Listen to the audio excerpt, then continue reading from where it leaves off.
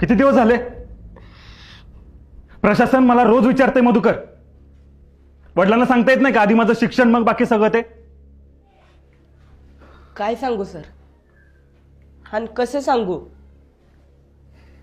गेल्या वर्षी बहिणीचं लगीन झालं, 2 लाख रुपये हुंडा घेतला आणि 1.5 तोळं सोनं.